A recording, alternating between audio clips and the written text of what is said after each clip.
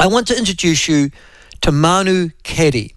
Now, Manu Caddie is a very interesting man who has his finger in a large number of pies on the East Coast. But that wasn't why I was asking him on this program. It was to do with his views on forestry. I'll introduce you to him now, and then we will talk about why he's on the show. And Manu Caddie joins us now. Manu, welcome to the show, mate. Nice to have you on. Thanks, Michael. Good to be here. Hey, listen, mate, you are such an interesting individual. Have you got some sort of secret stash of cocaine or methamphetamine or something? Because you seem to have your fingers in on everything, and yet nobody prosecutes you. I can't give away my secret, sorry. Give me your medication, mate. Listen, your background is that you are a farmer. You are also a businessman. You're involved in medical cannabis, growing such for supply. You're also a bit of a politician on the East Coast as well. You've had large amount of backing from federated farmers on your political and legal moves to hold to account the forestry industry and also your councils for a lack of action around flooding events in your neck of the woods. How would you describe yourself? What's your primary role or position? Yeah, I suppose it's sort of an overlap between an entrepreneur and an activist.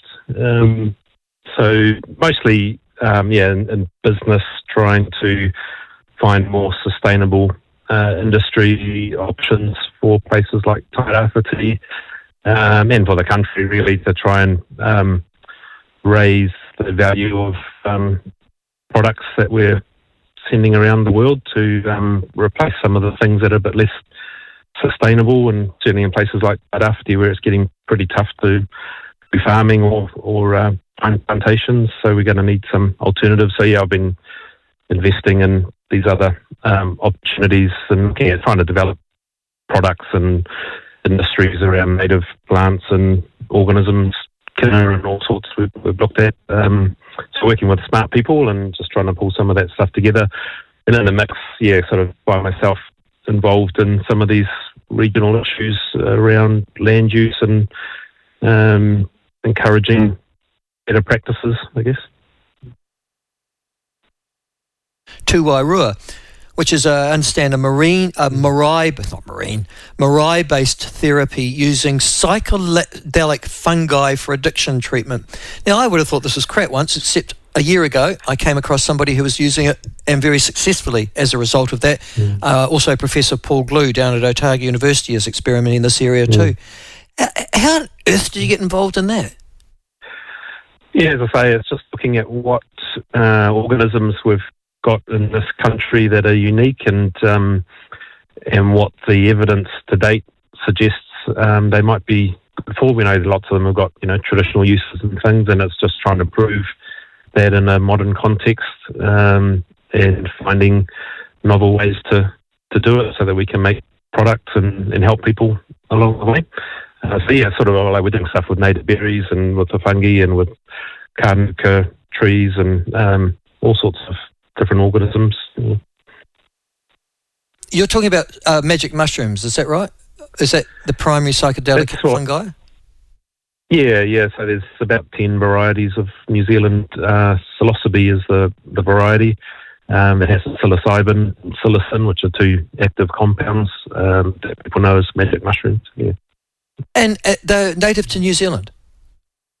Yep, there's 10 varieties, and we've just done some chemistry, and they look like they're about 3 times as potent as most of the common ones from overseas, because we've got quite a few imported psychoactive psychedelic fungi as well that are popular around the country, but we've got these native varieties that are, there's 2 or 3 that are quite common and others that are less common. Yeah. Can I ask a question? Because it just strikes from a sort of Pākehā perspective. Maori must have known about these psychological or magic mushrooms, the psychedelic fungi, before Europeans arrived. Yeah, did they use them? Yeah. I mean, they grow everywhere, so I'm sure they were tested along the way. And there's not a lot documented in writing, like Elston Best and those sort of anthropologists didn't write stories about it, but there's certainly families that have passed on knowledge and practices down the line, and there's lots of stories about shapeshifters and all sorts of things that you think they must have been tripping on something to come up with some of those myths and legends, we'd call them. But did Tauhanga use them? Did they? That seems to be certainly families that we'd call tohunga today that have those traditions intact here. And then we had the Tohunga Suppression Act in 1907 or 8, where I guess it made sense for people not to talk about such things, or they'd find themselves in trouble with the authorities. So it sort of went underground, I think. Yeah. Oh, so wait, isn't that interesting? So you had this natural remedy there I think it's fascinating. And now there you are, you're actually turning it into a potentially commercial product for assistance for psychiatric and psychological disorders internationally. Isn't that remarkable? How long have you been doing that? A couple of years that project's been going. So we're just about to start the first clinical trial with some volunteers, and these are healthy, in inverted commas, volunteers, just to prove that it's safe. And then we next year will work with a cohort of people affected by methamphetamine and see if it helps them. Again, there's some good evidence overseas that psychedelics seem to help with addiction, and so we're basing some of our expectations on that. Have you been in contact with Professor Paul Glue at Otago University? A little bit, yeah. There's a few experts around the country that are doing different studies, and he's one of them. Yeah, it's great. All right. Okay, sorry. Now, moving on. Now, there's a very interesting thesis you've got, and that's why I've asked you onto the show. Here we go. You have a lot of unstable land in the Tairāwhiti Gisborne area, and you're not unique in that, but it is unstable. And so you've planted a lot of forestry in that area, and everybody thought that was quite a good idea. I remember meeting Api Mahuika talking about Ngāti Porou having access to this amazing economic resource that he thought that exotic forestry was going to be.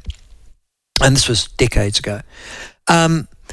And so the forestry's there, it's providing jobs, there's economic revenue flowing through your region, and then, interestingly, a lot of those forests were then sold to international companies, and particularly the cutting rights.